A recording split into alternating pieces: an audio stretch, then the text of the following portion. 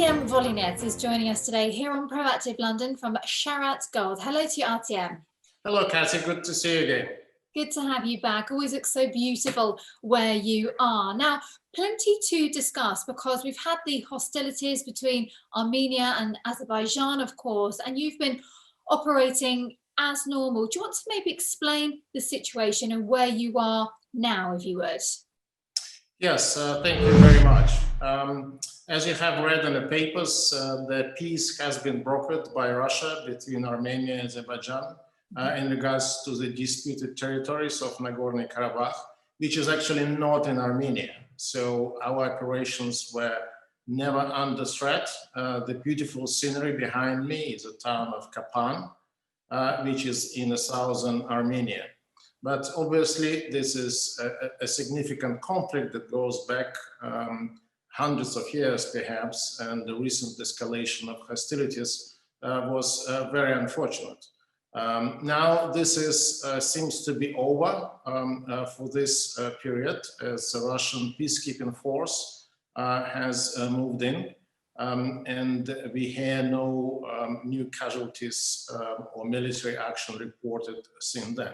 So certainly we are very hopeful that this peace is going to last for the benefits of all our employees in Kapan, in Armenia, which have demonstrated true character and continued to work at our mill, making sure, and the mine, making sure that they continue to produce according to the budget and the plan.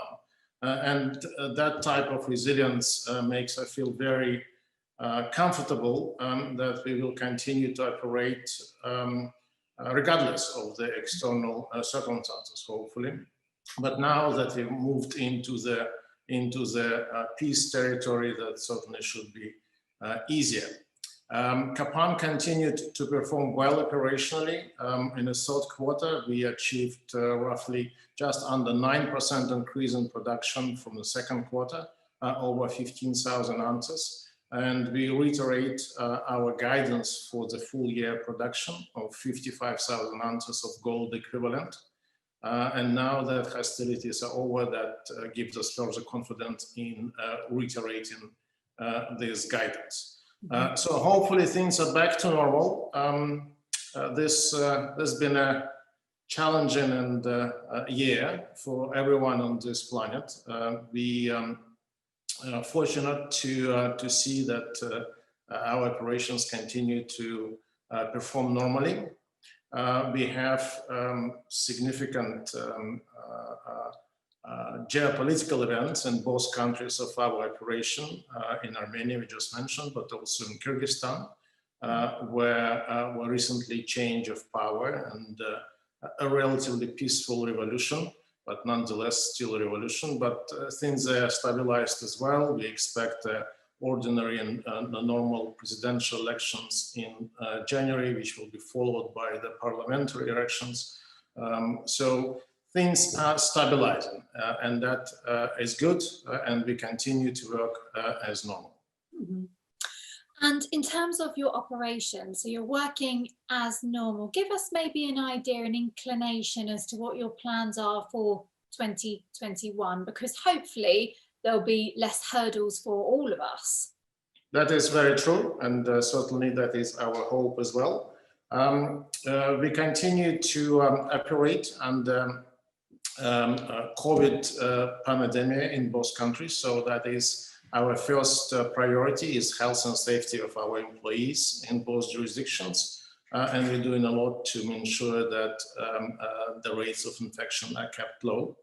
In terms of the operations, in Kapan, if I go kind of asset by asset, in Kapan and Armenia, we will continue to operate at more or less the same level of production. Our focus in terms of the future will be on opening up what we call east flank of Kapan mine, where we will start working on that next year with advanced exploration work. with a view to start production from that side of the mine in 2022, which is in 2 years. That would enable us to increase utilization of Kapan mill from 700,000 tons to 1 million tons per year, with obviously a corresponding increase in gold equivalent production. That increase and start of the work on Kapan East Flank can be done at a relatively minimal capital cost, which we expect to be funded from Kapan cash flows. We are talking $10 to $12 million for exploration, purchasing of additional mining equipment, as well as opening up a second entrance to the mine. So this is our program for Kapan that will see its increase in production in 2 years' time. In Kyrgyz Republic, next year, we expect to see a closing of the project finance on our flagship Tulkubash project, which is the first stage of the development of Kyrgyz production cluster. Second stage is Kuzultash, which is a much bigger project. So Tulkubash, we expect to start moving into the full-scale construction when the snow melts. That is in spring of next year, having closed the project financing before that. We already invested in this project over $40 million, but 110 remaining to be invested, of which we expect 80 to come from project finance and 30 from equity contribution by us and our partners. And the second phase of the Kyrgyz cluster development is obviously Kuzultash, where we expect to make a choice of processing technology next year so that we can move on to the updating of the feasibility study. Overall, our 6-7 year vision and strategy is to achieve 500,000 ounces production from the existing assets, which is very well feasible given the fact that we have over 10 million ounces in gold resources in the ground, which is a very significant amount of gold. And we expect to be producing 500,000 ounces in 5 to 6 years from now from all 3 assets. On top of that, we always work on various M&A opportunities, but that's something to be discussed when we have a chance to move forward on any of them and be in a position to make an announcement. Sounds good. Well, we'll be here to hear this as always, Artem. So thank you very much, Kathy. Artem Volynets there from Chaarat Gold. Thank you.